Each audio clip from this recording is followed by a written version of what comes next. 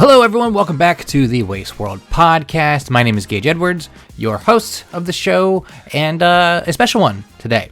We are looking back at WasteExpo 2025, a session from WasteExpo that I actually moderated. So while you're getting the introduction from me, normally you don't hear me in the WasteExpo episodes, but don't worry, I'm not going away for too long here because you'll hear me right again after the jump.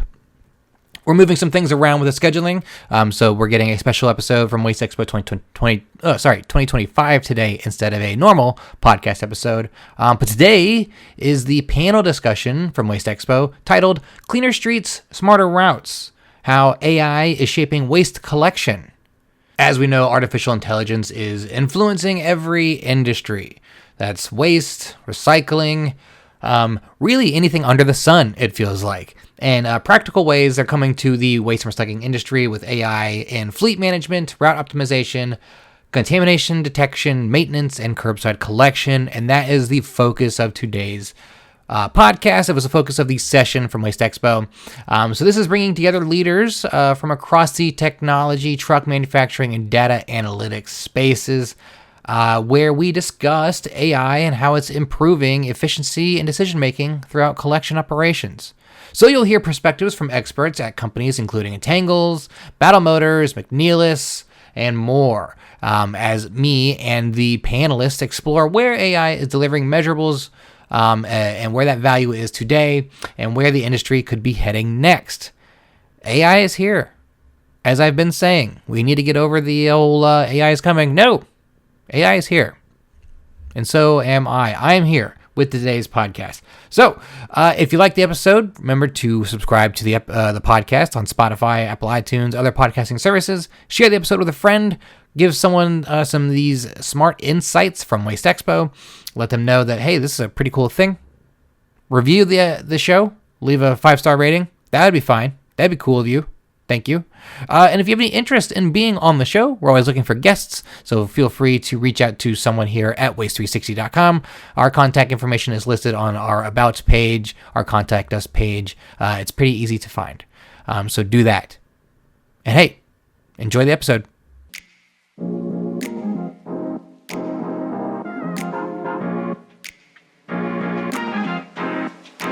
Good morning, everyone. Good morning. My name is Gage Edwards. Welcome to the Cleaner Streets, Smarter Routes session, How AI is Shaping Waste Collection. I'm joined by these beautiful people you'll see on the screen and on the table here. I'm going to throw it to them so they can do their own introductions because they can say it better than I can. I'd like to start with someone I met this morning, Craig Vanderhyde.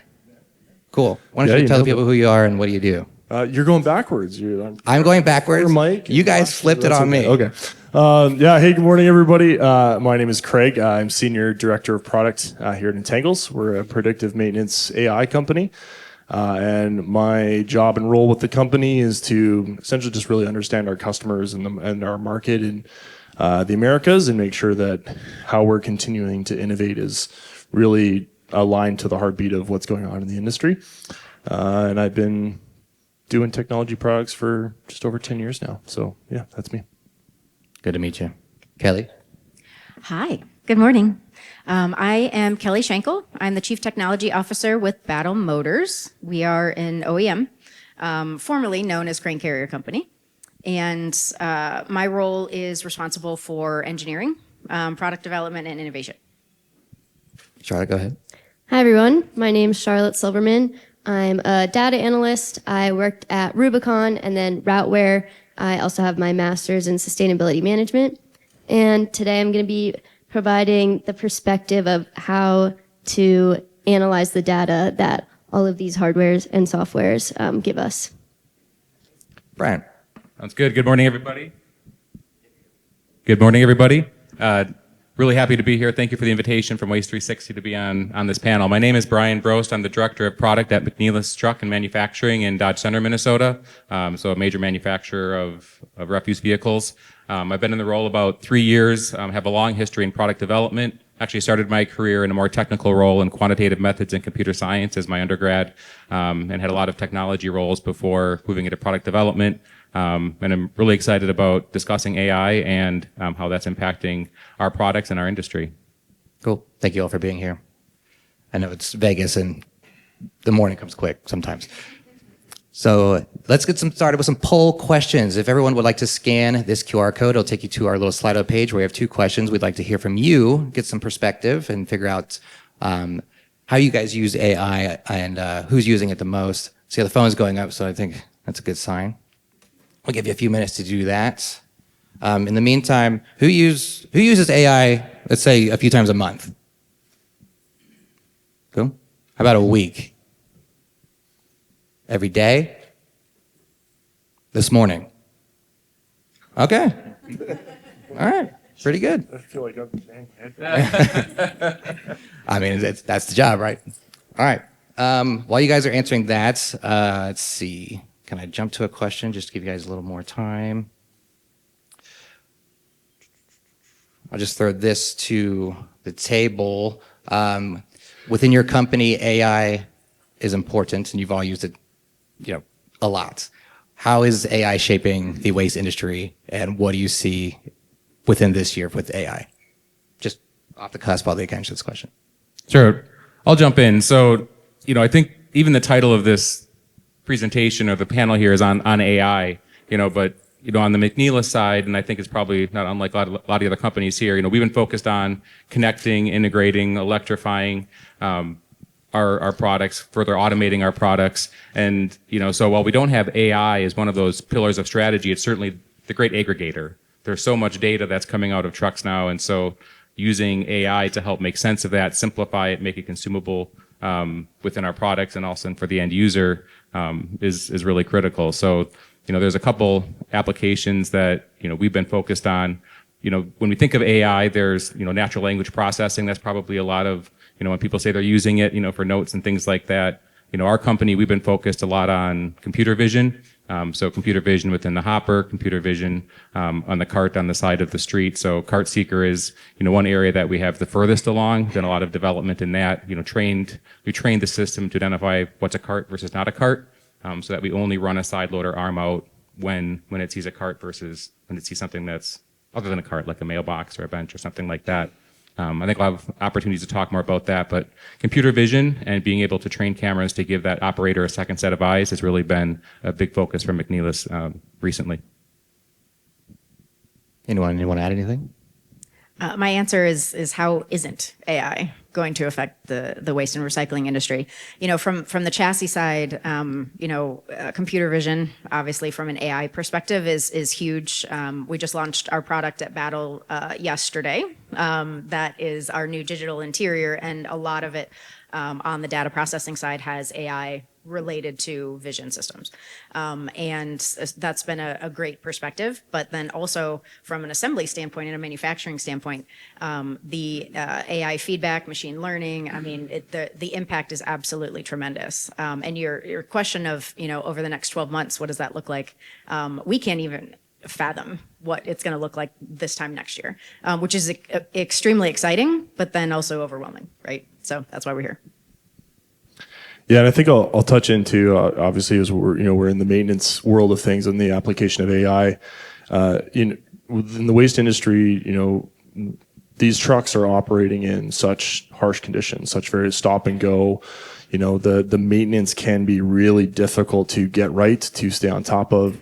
There's tons of data coming off of all these really advanced trucks and the things that are going in, and the data coming from computers, and being able to really gather and collect that information, use the power of AI to process it in a highly intelligent way, and to make those predictions, to start servicing the vehicles that need the most attention, rather than reacting to stuff, or truck goes into limp mode, something breaks, a hydraulic system breaks, something fails, and now you're reacting to it, trying to adapt to it.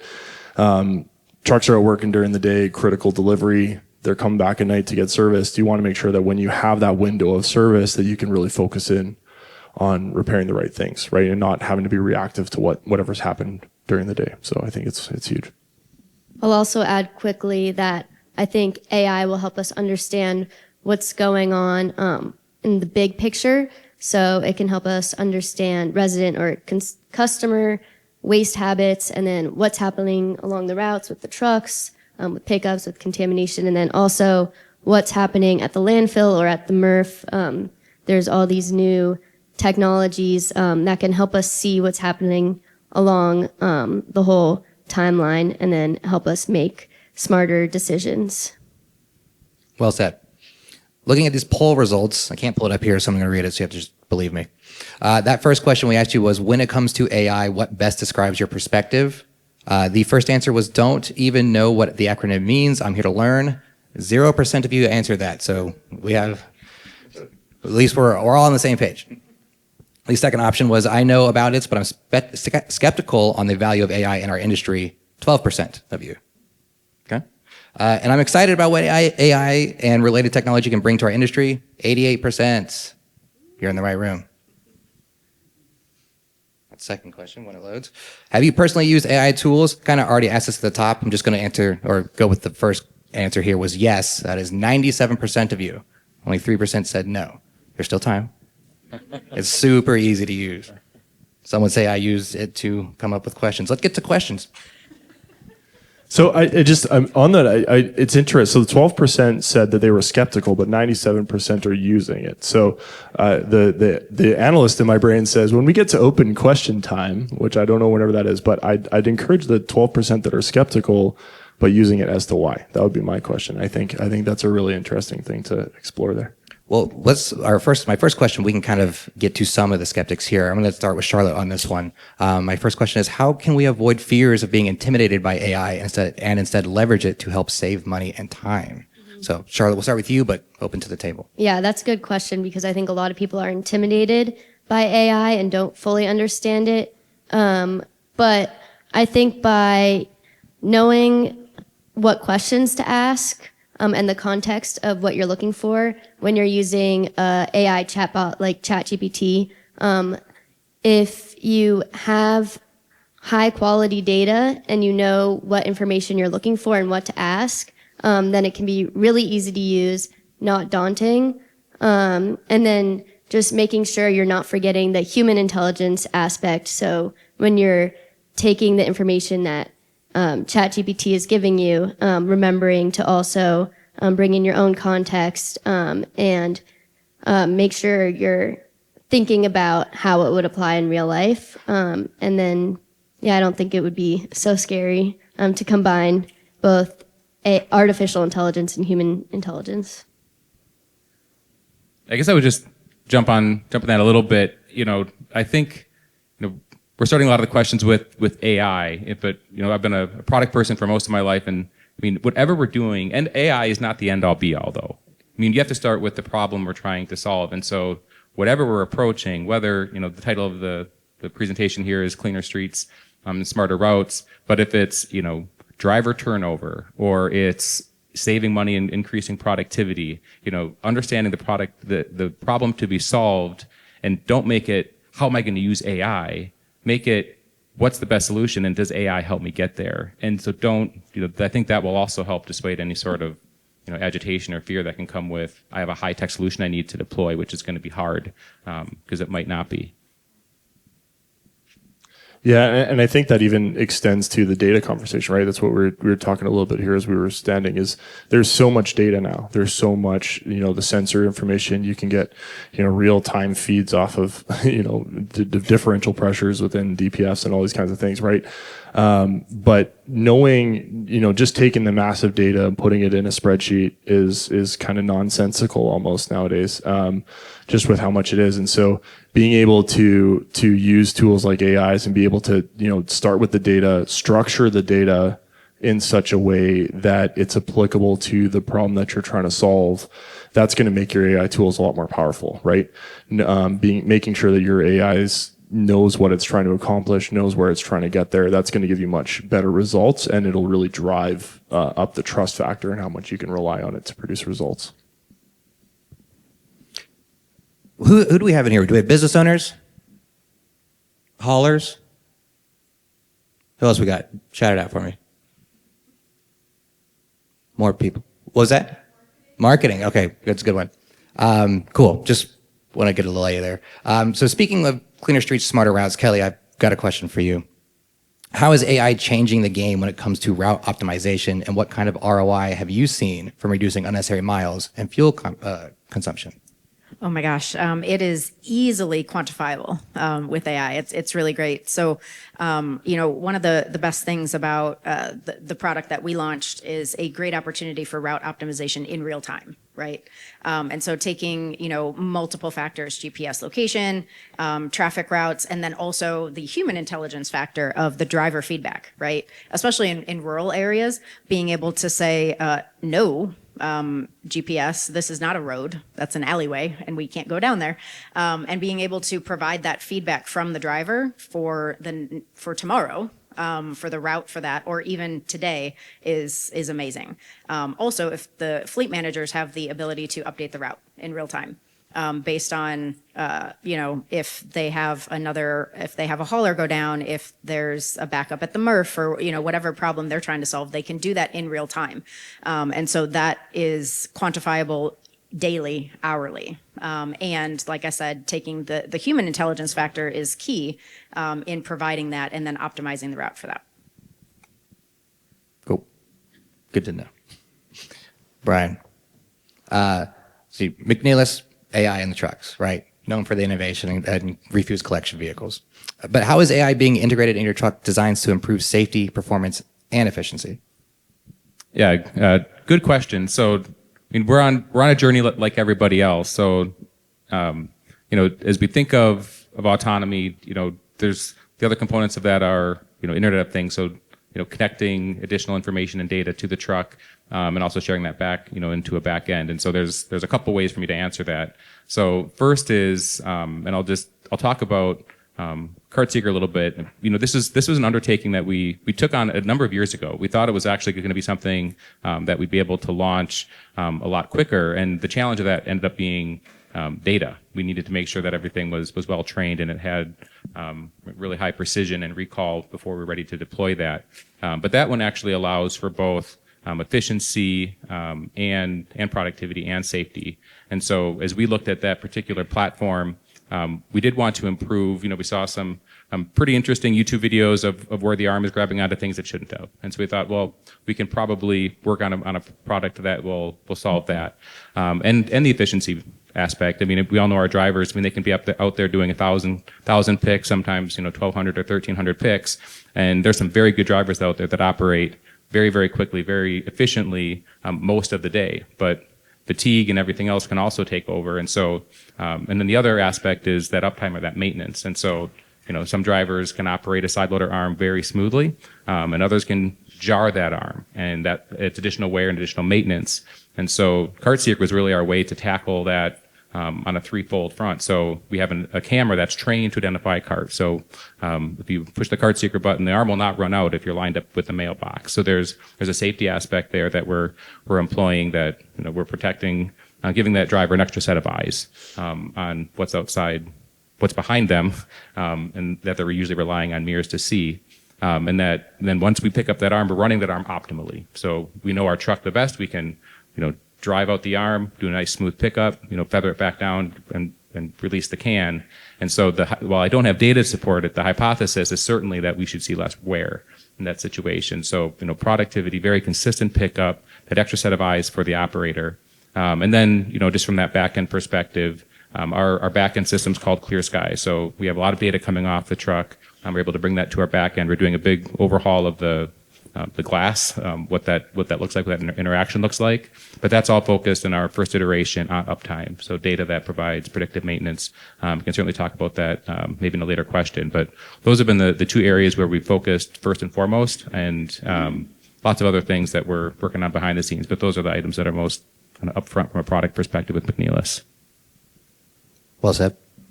Greg, just going through the list here. So it sounds like I'm asking trivia questions to them, so they're nailing it.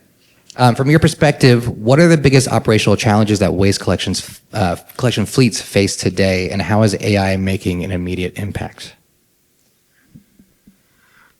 Yeah, it's a good question. I think I thought about this question a lot. Actually, I think there's a lot of different things that there's a lot of challenges to be solved. And there's tons of different use cases. There's vision-based ones. There's operational optimization ones. So the The answer that I'm picking is to mostly leave space because I know that they'll be talking about them. But I do think that genuinely one of the largest ones is unplanned downtime, right? Waste is piling up all the time. We're good at that as humans. There's a criticality of execution, right? You have to be picking up the bins when you go past, and when you get unplanned downtime, when you're having to keep extra trucks in reserve, which are, very expensive to have on hand just to do it. And you have these surprises that are coming that has ripple effects through everything that you mentioned, those live dispatch changes, being able to drive that reliability, and increase that uptime, and being able to, and how the second part of that question, how does AI do this, is when your best laid plans kind of pre-AI are operating in averages, right? They're saying typically this fails at about this condition, right?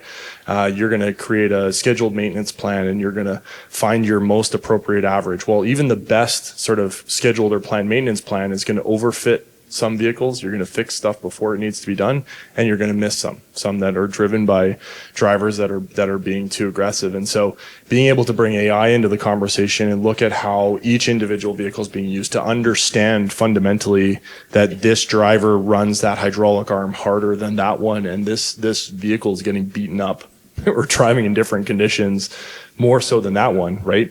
They could be sequential VINs, right, off the assembly line from one of these fine vehicle manufacturers, and they're not going to fail the same way, right? So really before AI, we didn't have this ability to have a focused approach to understand each vehicle as an individual, know when and how it's failing, get those early indication of symptoms, and make really actionable plans to service in the most effective way. And I think that's really just a really game-changing thing from AI.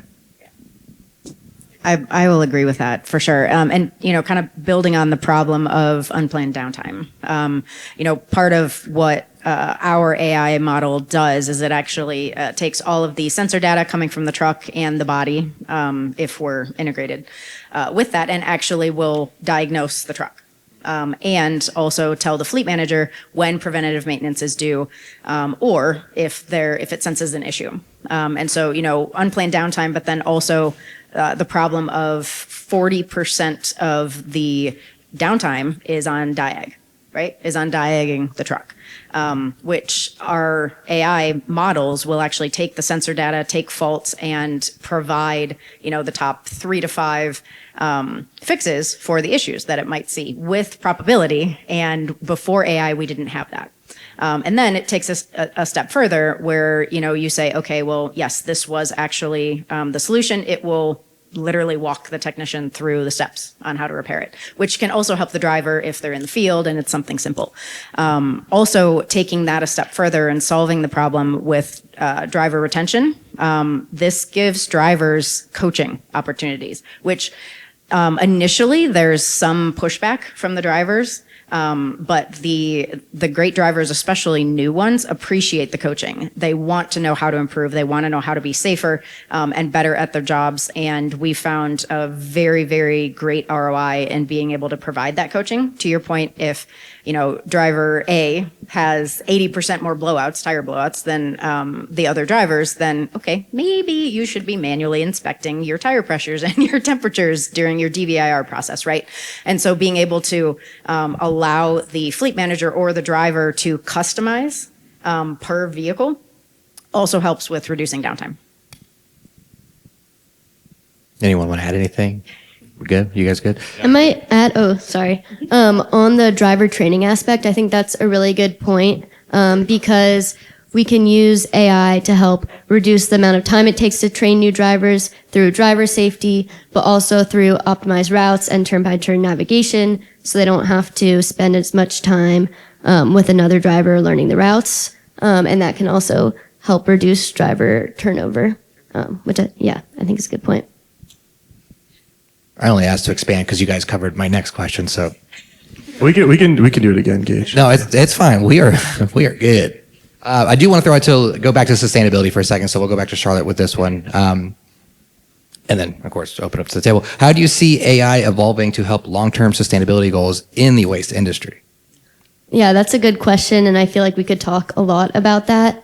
But one thing I wanted to talk about was with contamination and recycling. I think there are a couple of issues. One is people don't really know how to recycle, so there's a lot of contamination, which is costing haulers. And then the cost to recycle can also be really high, and there are a lot of different AI solutions now. One that I just learned about was from Amp Robotics. They have an arm at the MRF that can automatically detect when something shouldn't be there and then push it out, which I think is really cool and can reduce costs at the MRF and make recycling more attainable. But something maybe more relevant for all of you is having insights into contamination and through AI cameras like you talked about and Rubicon had in the bed of the truck. So you know what residents or what customers are contaminating the most, and then you can look at that data, a large-scale data set over time through a whole city or service area to either create targeted education materials or even suspending certain residents, and that can help save your drivers time from not having to manually pick out contaminated waste, and also make people help people learn how to recycle properly. All trying to speak here. Everybody brings up their mic at the same time. Yeah, I think the sustainability conversation is a highly complex and very nuanced conversation too. Like there's a lot of facets to it. There's a lot of dimensions to it. And I think that there's a lot to be said for the significance of the small details. And I think that that's what AIs and you know, this kind of technology is really going to unlock in that I think typically we have kind of this tendency to think of like, you know, going green as like, okay, I'm going to move off of, you know, certain internal combustion into an EV kind of powertrain. But it's a lot more nuanced than that, right? Even in, like, especially in the maintenance world, if you're able to, you know, if you're waiting for like a fault code or a failure to happen, that's like, you know, it's called a DTC, a diagnostic trouble code, right? You're already in trouble. But leading up to that fault code, there's this long tail of inefficiency that happens, right? If you start getting a DPF that's underperforming in a diesel vehicle, your emissions are going to be going up, your fuel consumption is going to be going up. And being able to use AI to get into the nuances of this detail, to monitor that, and to know that it's going wrong well in advance helps to make operational changes that have a lot of wins, you know, even in just the current way you're moving, right? We like to use kind of the medical example, right? When do you want to find out that you have cancer, right? When it's too late, or, you know, really, really early on. And so I think being able to really move that needle forward using technologies is a huge thing. And then, you know, kind of the other point is, as we do start to move to, you know, alternative power plants, whether it's, you know, CNG or EV, possibly, you know, there's a lot of nuances in there too, right? The energy still comes, you know, to create the CNG or to create, you know, the electricity that goes into the battery, that their energy still comes from somewhere, you know, and having, you know, proper AI prognostics around, you know, battery health and battery health efficiency, like as we get there, knowing that two batteries are not equal either, right? This one might take energy really efficiently and that one might not. And that's, you know, not creating a sustainable environment either. So yeah, there's just lots of nuances, I think, to really pay attention to. Yeah, and I'm going to jump in. I'm going to piggyback more off of Charlotte's answer on contamination detection. You know, because, you know, probably the last couple Waste Expos, you know, we start to see more and more technologies that are doing that. And just, if you don't mind me asking a question here, I mean, just a raise of hand, you know, who would put themselves in the category of, I'm skeptical that contamination detection is going to be helpful for sustainability? Is contamination detection on the truck, now raise your hand if you think like that's going to be good for sustainability if we can do that well. Or don't know. Put your hand up if you don't know. Yeah, and so I think it's mostly I don't know. Thanks for humoring me. Maybe that didn't work, but we'll go with it. But if anything, the fact that the hands didn't go up, I think, is an important part of the conversation. Still, you know, we're looking at ways in which, you know, we we add to the environment, more than we're like hurting it in everything that we do. And part of that is, let's have cleaner loads. And, my experience so far on the product side is like no one group, whether it's, Battle Motors, whether it's a routing software, whether it's, the truck manufacturer, like we're not going to have, we're not going to put out the tool and then it's going to solve sustainability. Contamination detection has really two purposes. One is there can be dangerous things. Been lots of talk about, lithium batteries or, explosive tanks inside of the refuse. And so, there's a very practical use of contamination to say, I see it. We can stop the packer and, alert and say, hey, clear the hopper before you pack. We think there's something that's going to cause a problem. Or there's the passive, yep, someone's throwing lots of organics and plastic bags into your recycling load. We're contaminating it further and being able to, quantify that and provide some sort of education campaign. McNeilus won't be the ones leading an education campaign. That's the, partnership with, the local hauler or the local environmental groups, that want to use that data that we're able to generate off the trucks. And so, there's data that we can generate, but it's really, a partnership and a collaboration to say we can use this to improve sustainability. So, hope that makes sense why I'm kind of putting that out there, maybe just as a pitch to us all. We definitely need to work together, chassis manufacturers, and the haulers to be able to make sustainability work with that kind of technology. Cool.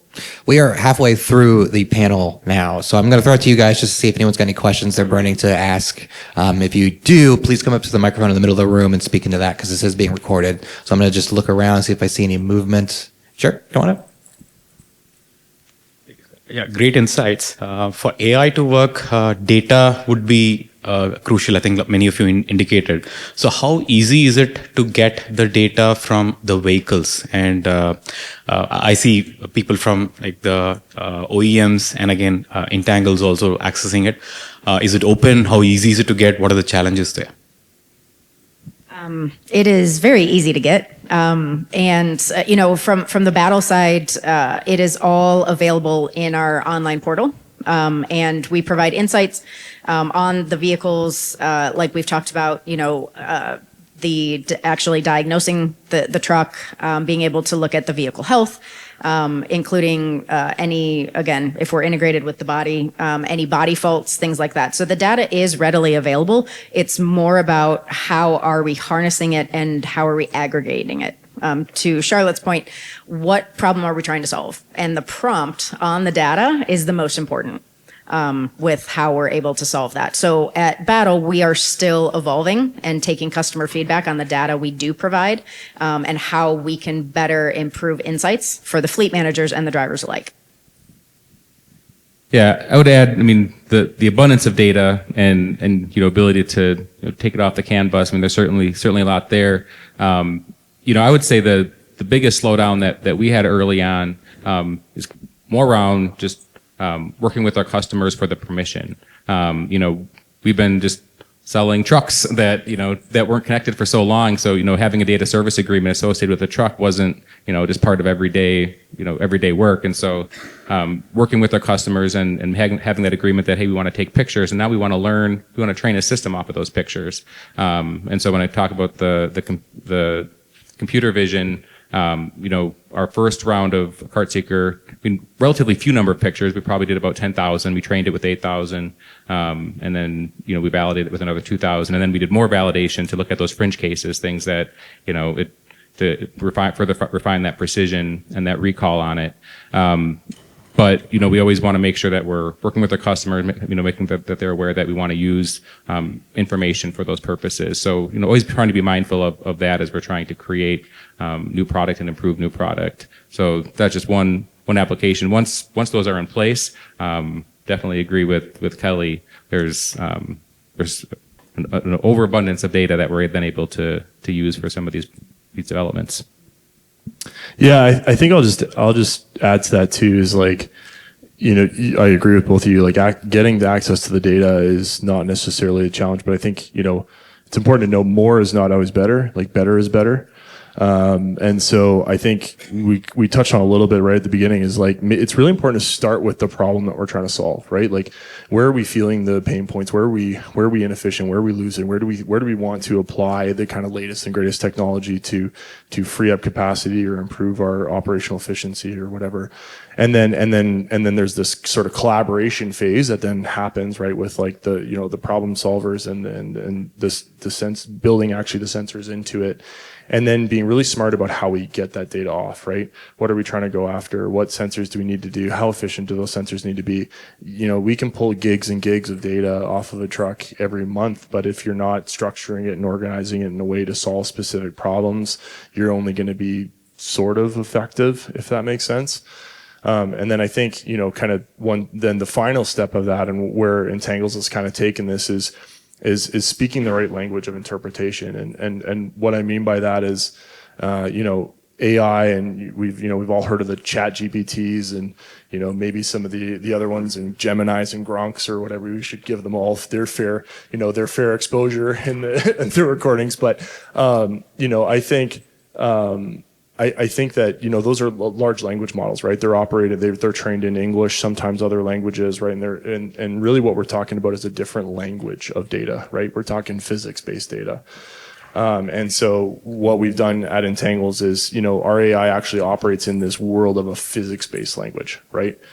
Which is a little bit, get your brain around. We can talk more later. It's a complicated thing, but, being able to actually look at the data and communicate with the data like an English conversation, like this type of conversation you'd have with a chat GPT, but be doing it in the language of physics, it allows you to start, looking at these engine components and making these predictions and having that intelligent conversation, right? So, and you only get there by being very intentional about the structure of where you're starting, right? You got to know the problem you're solving and then kind of work it through the funnel.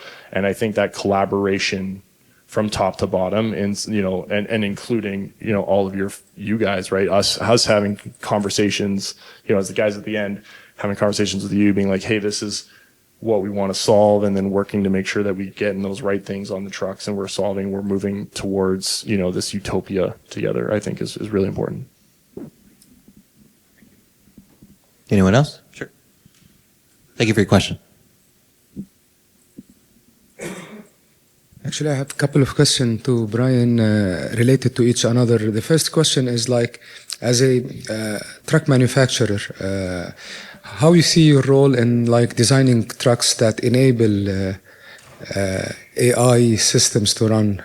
For example, like enabling them to, to know if the cover of the truck was in place or not. So in manufacturing, you take care of these things. And the second one, how the cities pushing for greener transportation and going for electrical vehicle would limit such designs because of going EV. Okay, yeah, thank you for the question.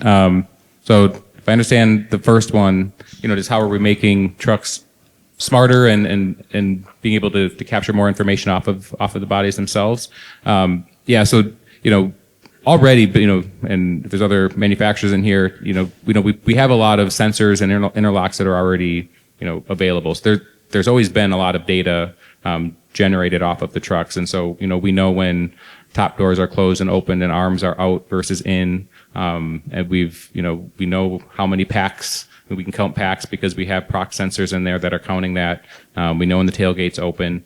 And so there's all sorts of data that we're getting off the proper function of the truck that, then can be used, especially if we're feeding it to the, nicely integrated into the cab. There's good information that is there for the driver, but then even more so on the back end, now that data can be used for that predictive and that preventative maintenance. So like on the predictive side, we're running that arm out. We know the speed of that arm.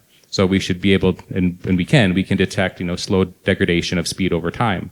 And that should give us an indication that there might be something that would need to be resolved. Maybe there's drift on the hydraulics. Maybe there's, it's time to to look at the rollers. I'm very intrigued by some of the work that Battle has done on then, putting probability to those sorts of things. So, once you really start to aggregate that data, we can know a lot more. So, really built into all of our trucks has been that, a lot of information. And since 2023, with the exception of one model, all of our trucks have left the line enabled with, telematics that can, communicate, into the cloud data about the truck. Access is with subscriptions today, but that's, we've been tied into that journey for some time now. Your last part in terms of EV, there's certainly now new data and more important data and data that needs to be to the driver, in terms of, route management and being able to get back with a healthy state of charge. We've integrated with chassis OEMs with their EV solutions. We've also, we have a purpose-built Wheels Up, our Volterra product, which is in our booth. When it's maybe my main message there, just so I don't talk too long, is the lesson learned there is, especially with EV, the integration is really, really important. And so whether it's, our own, which integration is simple because we manufacture the chassis and the body, we're able to make sure everything ties, real nicely together and creates that unique experience, but also that the right data for the driver is being accounted for, and data to the back end to further optimize routes. And also give information if you're considering EV, you want to be able to punch in, this is my route. Is this truck going to complete it? Questions that we haven't had to ask before, but now we do in a world of EV. And so, we've been investing time into, tools and calculators that, put in route information and will tell you that yes, this particular truck, will complete versus not. But then it really goes back to just always working very closely with the chassis OEM. So, it doesn't feel like you're operating two different products. We want any experience with the truck to be like, I'm operating a product. That's been nicely integrated, and I think that will help.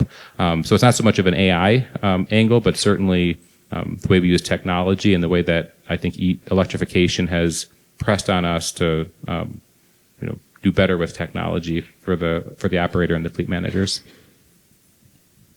Thank you. I'll add to that real quick. On the chassis side, you asked about product development. I will say that it's also a balance. I can add 287 sensors to the chassis, which just means more control units, which just means more complexity, and all of that from a serviceability and downtime perspective can add complexity to the diagnosis, to costly repairs and things like that. And so it is that balance of having enough data to solve problems, but not too much also. Yeah, well said. Yep. The new Mercedes has over 250 different control units on it. We will not be one of those. Yeah, I think too, just touching on the EV part of the conversation too, is that, you're right. There's a lot that, it's a different set of things that you're going to have to look at and consider, right? Like battery health, charge time optimization, time to charge, those kinds of things are important. Entangles, we have a product that we call it's ambient cognitive range analysis. So it's looking at environmental factors as well, right?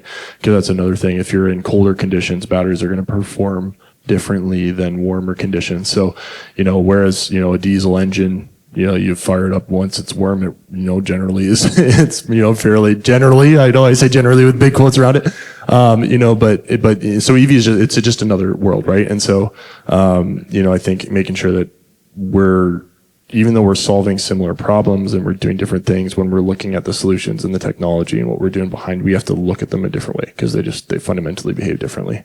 And it's going to need some changes operationally too in terms of how you plan and do different things. So, Thank you again. Looking around for any movement. In case anyone's got a question. Sure. Hi.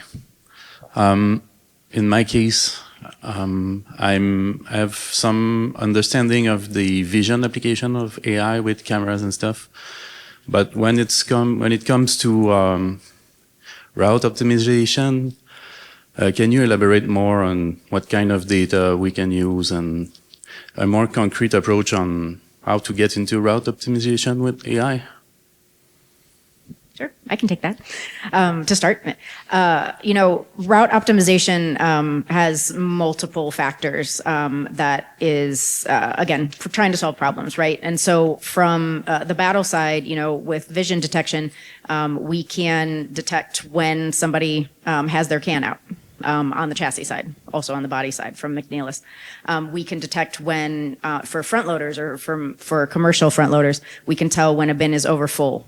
And so route optimization also comes into play there because additional cleanup might be necessary, and then also giving the the customer the opportunity to do an education campaign, but then also provide additional ancillary charges that might be charged to the customer, right? And so that's an additional revenue stream that you can give ROI very, very clearly. But that also feeds into the route optimization. And then, like I mentioned earlier, the driver feedback is key on that. And then also for our electric vehicles, to your point, there's multiple other factors that go into that. The SOC, the climate, the body, also, right? How much the body energy consumption is. So there's a lot of different factors that go into route optimization.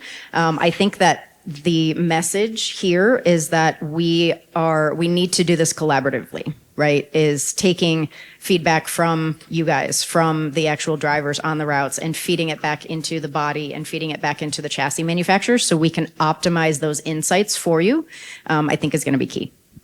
I'll also add, from the software side, there are a lot of different software companies that will optimize your routes. And instead of AI, they use an algorithm that takes into a lot of considerations like route time, number of stops along your routes, what side of the truck you're picking up on, how long their shifts are, things like that, how many days of the week you want to be running, and a lot of these algorithms can take all these things into consideration and then give you routes to implement. And as you said, the context is also really important.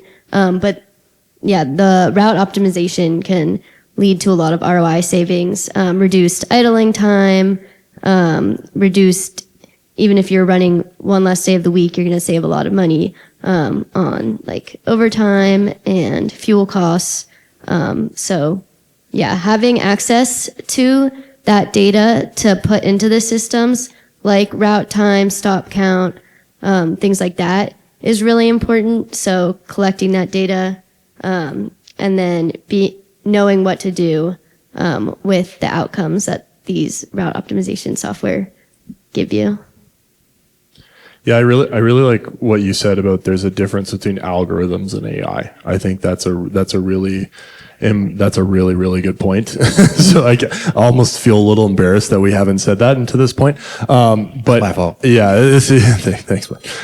No, I think too, where we need to go, because I think some of this, there's a little bit about, where are we going, and I don't want to totally steal your thunder again, but I'm just happy to be here. I think there's a lot about, and we talk about starting with the problem, right? Like when we're doing routing, what are the things that we as humans do that are adjusting our decision making in the routing process, right? Do we have certain legs of routes that typically their bins are full to the brim or overfilled, which increases the rate at which the trucks are filling up, versus legs of routes that are, I want to say little old ladies like Mike, because I'm thinking of my grandma, but who use one little tiny kitchen bag of garbage a week, and you just don't even know how it's possible, versus like my family with kids, it's, I could have my garbage picked up every 2 days. Knowing those differences and the subtle nuances and the things that we maybe even don't consciously realize that we do as humans. When you look at your best, your best planners, your best optimizers, the things that they're making, AI opens up this world to move beyond that algorithm kind of approach and train these models and these sort of foundational models to be sensitive to those kinds of considerations for optimization, right? To be able to know that this truck, when it runs on these routes on these days, it often has to detour back early. So there's an optimization that can happen where we swap this, this route part way, or we switch vehicles, or we do half the route and then go to a different place, and that actually becomes more efficient. So moving from that algorithm to intelligence, right? by starting with the problems and looking at how we as humans solve these problems is going to be huge. Yeah, I think the algorithms are really helpful for like a one-time rerouting project, and the AI is helpful for every day, like you said, using factors that are happening while you're driving to create more optimal routes. I feel like you guys got the script because my next question was about forecasting loads and volumes and things. And I was going to ask you guys about that. So if you have anything else you want to say about how AI is, showing you the patterns across residential and commercial customers, feel free. I mean, the other thing I would add, which is, I would argue it's less AI and data capture, but then you can certainly, start to overlay AI with that, is the weight aspect of it. So there's weight and time. And so, as we talk about efficiency, if you are picking up 1,000 homes a day, saving two seconds on every house, if we can use technology to, further simplify and automate that pickup, that 2 seconds every house, and that's going to give more time to the route. And then understanding weight. So if you're doing 800 picks, and we can, more efficiently pick those 800, and the weight is such that there's more capacity on that truck, then now we can improve the productivity and the efficiency for you, the hauler that's in the room. So again, that's just putting more data to the service of route management and that algorithmic approach. And I think that was my point. Cool. Yeah, I'm just going to add, once you have all that tonnage data, then you can either put it into a chatbot like ChatGPT and say, I want to see if there are any trends.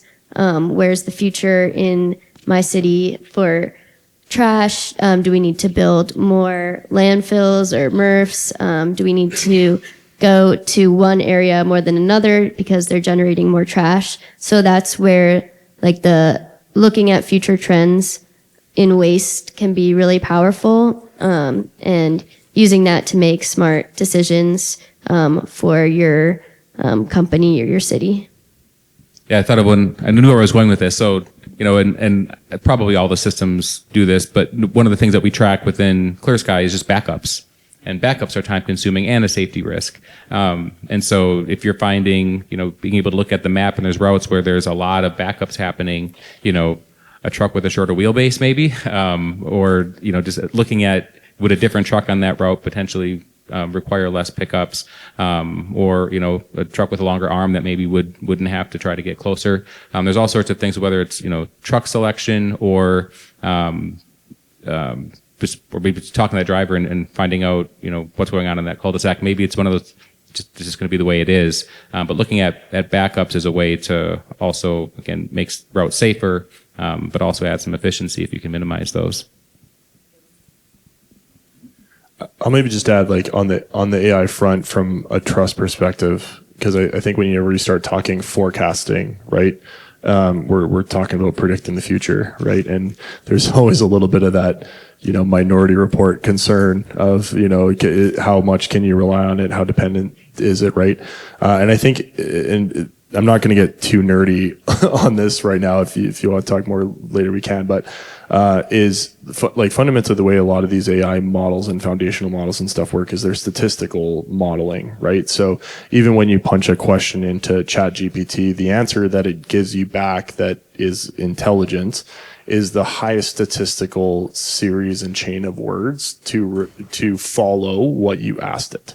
So it doesn't actually really know, it kind of does, but anyways, but it's producing a statistical prediction of what's most likely. And so as we look at all these, all the fantastic, use cases and stuff that Brian mentioned, right, and the different inputs and the factors, right, knowing how to structure and model that, if we do that in the right way into the foundational models and stuff that we're building in AI, what it's actually producing is the highest likelihood outcome, right? So there actually is a fairly high level of trust that you can have using AI for forecasting, as long as we're being really intentional about what we're feeding in and how we're trying to solve the problem in terms of what we're modeling, because that's what it does. It produces, that's how it produces results. That's how it produces data.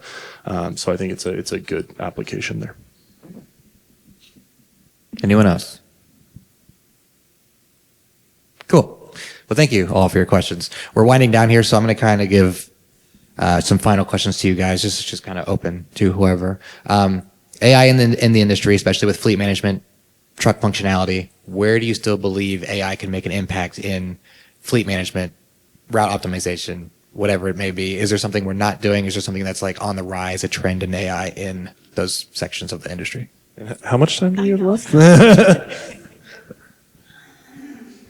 Well, if you don't mind, I'll answer the question, but I think that like where we're still at from my perspective, just to be real candid, is we are still at the adoption stage. There's a lot of technology. It can be expensive to integrate, because it's not just that I can, if it's technology on the truck as an example, you have, maybe trucks that are 15 years old, 10 years old. And so, there's this, how do I start? And is it can be valuable to start? And so, because you can get it on a couple trucks, but you're probably not going to have it, the greatest technology on all of the trucks, or at least maybe not to the same level of richness of data coming off of it, depending on when it was manufactured. And so, I still see, as we're looking at, the cusp that we're at, and what we're going to see is, that continued, adoption. And so, like my practical recommendation is, to kind of have that roadmap, because it doesn't. Same thing on product development. If you're a product in product development, or if you're a hauler, to have that roadmap that says these are the problems that we want to solve over time, and then engage your suppliers. You engage your chassis OEM and your body manufacturer, and and behind the scenes, we're working with the third parties, and we can understand the problem, and hopefully guide to the right solution that's out there. Because I think that's going to be the greatest barrier yet, is just that how do I start to continue to add this technology to my trucks? Am I seeing the value? Can I justify it? And there's some critical questions that or barriers that we need to overcome before like the next horizon of technology that we can add to it, because we can geek out all day with what we can do, but if it's not solving the problem or adding value to the customers, then we're having fun with tech, but we're not doing what we should. So I see that as as we're having conversations here at WasteExpo, like that's just what I'm wanting to learn is the barriers, where the hesitancies. Why ask about contamination detection? We've been talking about it for a number of years now, but it's not just this. Oh yeah, I'm ready to put that on in all of my trucks. Like there's value questions that we're still asking about that. So I just see that as some of the critical next steps outside of technology, just more on the human level and business level as we talk about AI. And then I'll let the others comment on maybe your actual question, but I just felt compelled while time's running short to throw that in there. I think that was pretty close to the actual question. Yeah, I think, in terms of like, where are we going? I very much agree with your sentiment of, we're going to go where you guys are going to tell us to, right? The AI is not a debate, I don't think, anymore. It's kind of like, I see it kind of as like the internet was however many years ago. It was this up and coming thing, and it was like, oh, what's this going to be? And it doesn't really have value. It's just, like the Encyclopedia Britannica days, right? Where it's like, this thing's not going to be cool. What are you talking about? And then, and it becomes a very fundamental, highly important part of our life in so many ways. I think AI is that on steroids, for lack of a less eloquent way of saying it. But to Brian's point, it's about, we don't just want to play around with cool tech, right? We got to make sure that we all do, but, making sure that we're focusing in and solving the right problems. And one of the things that's really profound for me about AI is the immediacy of actionable value. Which I think is a really big game changer in like, it's a technology that's able to take massive amounts of information and data in highly complex scenarios, rationalize it, and create immediately actionable value, which if you think about it, is a incredibly novel thing in our existence as humanity. There's, we have a lot of time in processing things, and so it unlocks a ton of potential. But we have to make sure that we learn how to shape that and use that in the right way, that we're really listening and focusing on problems, that we're understanding the right things to solve. It's not going to just replace us as people, because it still is fundamentally a tool.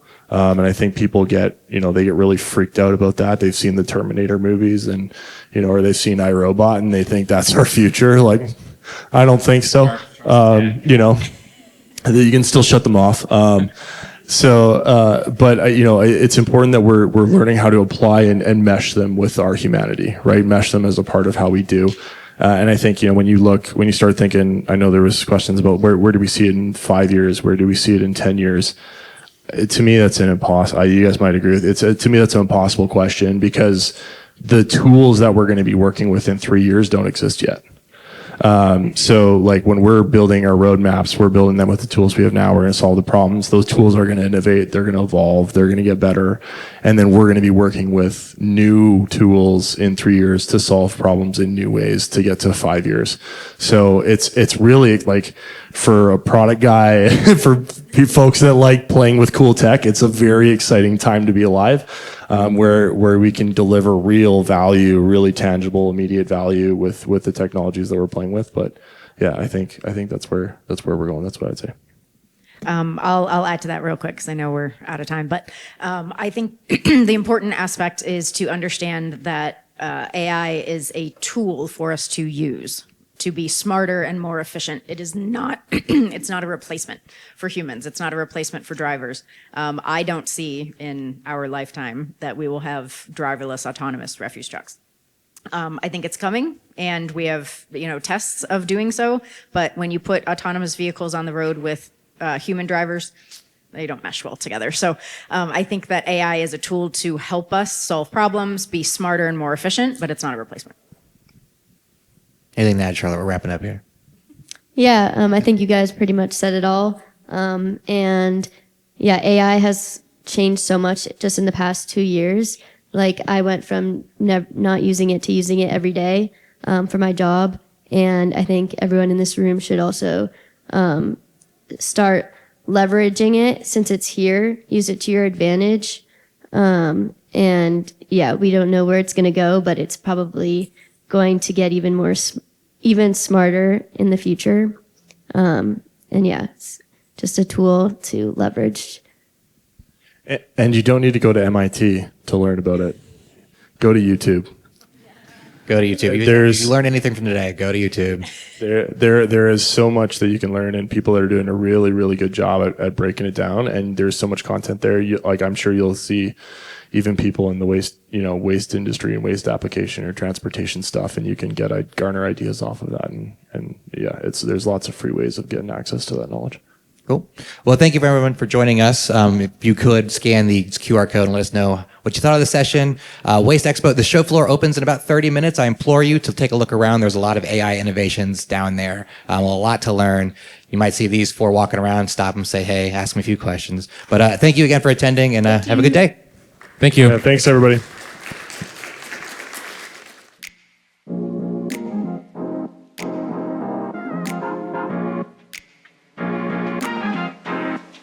All right, that wraps up this week's episode of the Waste World podcast. That again was the WasteExpo 2025 session. Cleaner streets, smarter routes, how AI is shaping waste collection.